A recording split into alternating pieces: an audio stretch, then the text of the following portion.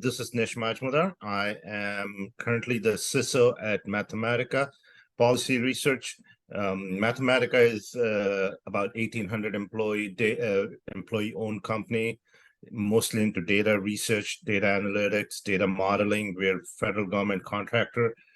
My role there as a Chief Information Security Officer is protecting the data. And as you can see, it being a data and research company, there's all kinds of sensitive data related to federal government. So all of the compliances from NIST to FISMA to FedRAMP, you name it, on different projects, we are all required to be compliant with all those different compliances.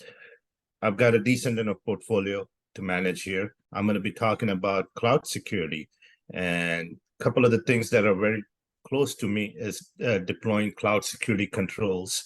And what are the key cloud security controls that one should deploy before they even migrate sensitive data across? And looking forward to connecting with all of my peers, being a good spot. Hawaii, we're all going to have fun. We're going to get to have a few cocktails together and discuss the current initiatives that everybody's got going. Looking forward. The current pressures on the CISO, Yeah. What would it be? We all struggle to report, to show the kind of metrics that our leadership and our board is looking for, protecting our key sensitive data from ransomware, phishing, malware, some of the common attacks.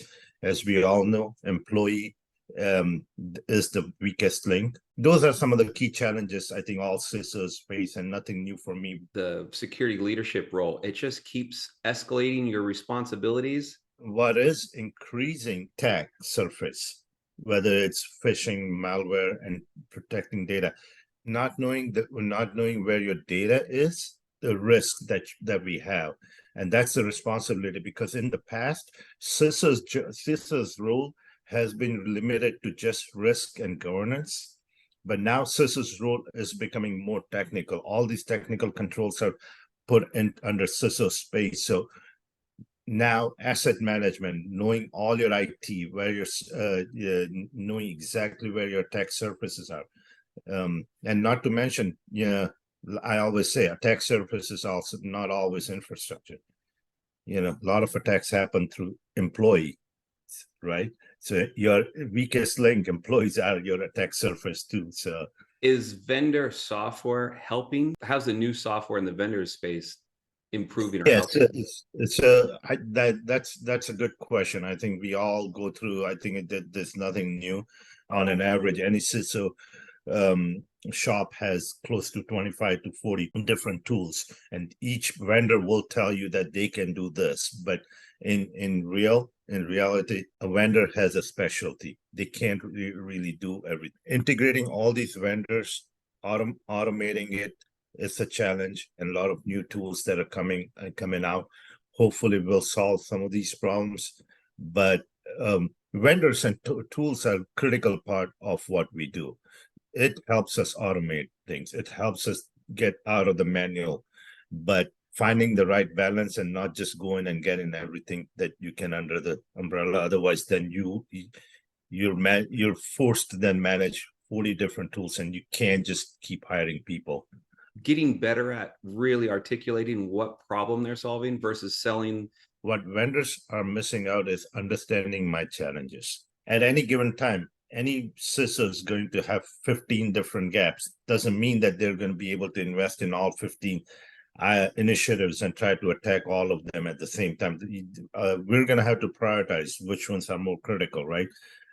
So if a vendor whose solution might be a need for me, but on my priority list, they may be 13th on the list. So they're not understanding it. So that's what the vendors are lacking. They're trying to sell, they're trying to do cold calls. I get it, that's their job. But at the same time, I think they need to communicate, understand what are my priorities. I think if I've seen vendors who sit down with me and look at my priorities. Yeah, just because they have you on the phone, that doesn't mean they're oh, now I got you, got to buy something. So simply, if they would just ask you, hey, Nish, what is it? What's going on? What's like your top 3 right now? What's your top 5? Yeah. Would be a great question. And I've given the rundown, but they do understand. Good ones do, probably the seasoned guys do. I mean, they can't Yeah. do it once, but important is it to you as a CISO to attend something like a Horizon Summit? So you're 6 days in a secluded area, all the noise of the normal day is gone, and you're going to meet people just like you.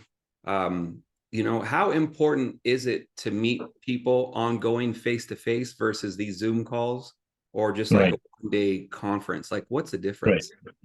Right. So I think one of the things that I always say, and a lot of people that do virtual summits, they fail to understand, but I get more value in person. As you in the role that we are in, it's more about building relationships. It's more about connecting. And a lot of times you can't connect one-on-one to a person virtually. Now, you and I one-on-one here are connecting fine. We're going more than our time frame to talk. But when you're sitting virtually on a round table with 10 different CISOs, it's not the same thing as sitting in front and at a dinner table or just in a room on right. I get more value. It's about building relationship. At my position right now, what I'm supposed to deliver, projects and maturity, it's the little nuances that you understand from people's experiences, what they've been able to do, how they've been able to do. It just does not come in a virtual roundtable, right? Where you're talking about one topic. Yeah, you'll get to know it, but you don't really get to know the CISO as a person.